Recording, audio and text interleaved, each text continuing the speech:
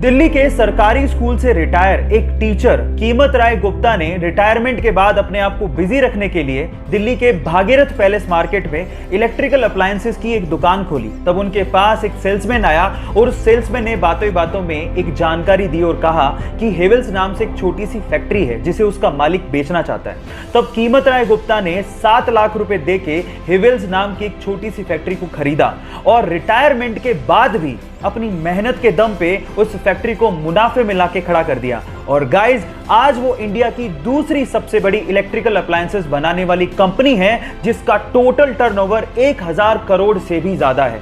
एक इंटरव्यू में कीमत राय गुप्ता जी ने कहा था कि जो इंसान मेहनत करना जानता है और जो इंसान रिस्क उठाना जानता है उसको सफल होने में कोई रोक ही नहीं सकता। गाइस, आप लोगों ने पीरियोडिक टेबल तो जरूर देखी होगी, लेकिन क्या आपको पता है कि इस पूरी ही पीरियोडिक टेबल में हीलियम इकलौता ऐसा एलिमेंट है जो कि अर्थ के एटमॉस्फेयर में डिस्कवर ही नहीं किया गया। एक्चुअली उसे सन के एटमॉस्फेयर में डिस्कवर किया गया था, इसीलिए इसका नाम ग्रीक वर्ड हीलियोस से इंस्पायर्ड है जिसका मतलब है सूर्य देवता।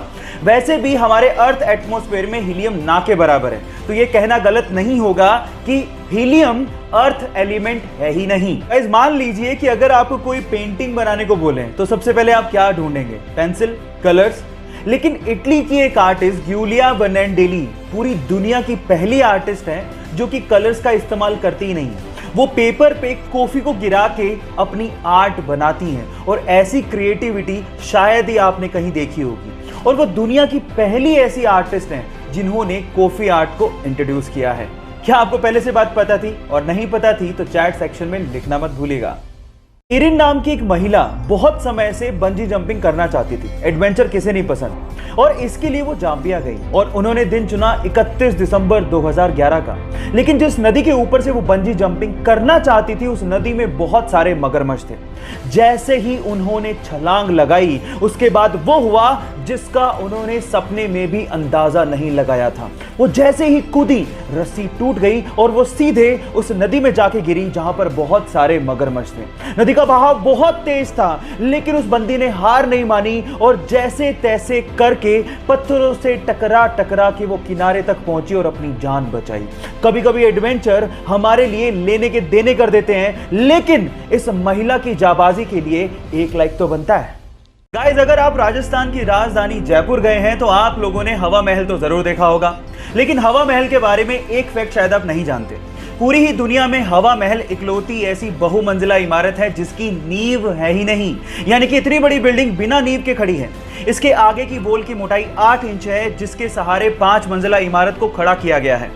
पूरी ही दुनिया में ऐसा आर्किटेक्चर का बेहतरीन नमूना शायद ही आपको देखने को मिले जहां पर इतनी बड़ी बिल्डिंग फ्लैट सरफेस पर सालों से खड़ी है। गाइस, इंडिया भी आर्किटेक्चर में किसी से कम नहीं है, तो इसके लिए 1 लाइक तो बनता है। गाइस, ये किसे पता था कि एक छोटा सा वायरस हमें घर बैठने पे मजबूर कर देगा, और फिर उसके बाद आज से 33 साल पहले शूट हुआ एक पौराणिक सीरियल हमें दोबारा से दूरदर्शन पे देखने को मिलेगा, और उसके बाद यही सीरियल पूरी ही दुनिया में व्यूअरशिप के झंडे गाड़ देगा। यस गाइस, ये बिल्कुल सच है। रामानंद सागर ने आज से 33 साल पहले यानी कि 1987 में रामायण सीरियल को शूट किया था, जिसे कोरोना के चक्कर में गवर्नमेंट ने दोबारा दूरदर्शन पे दिखाना शुरू किया, और 16 अप्रैल को you can't even imagine 7.7 crore की व्यूअरशिप के साथ इसने वर्ल्ड रिकॉर्ड बना दिया है। इससे पता लगता है कि भारतीय कला और भारतीय इतिहास के चाहने वाले पूरी दुनिया में बहुत लोग हैं। क्या आपको ये बात पहले से पता थी? और नहीं पता थी तो चैट सेक्शन में लिखना मत भूलिएगा। गाइस, ये तो हम सब जानते ही हैं कि मच्छर हमारे खून को चूसने के लिए हमें काटता है, लेकिन जब वो काट रहा होता है तो वो कुछ एक ऐसी चीज करता है जो सुन के आप हैरान रह जाओगे। वो हमें काटने के साथ साथ हम पे सूसू भी करता है।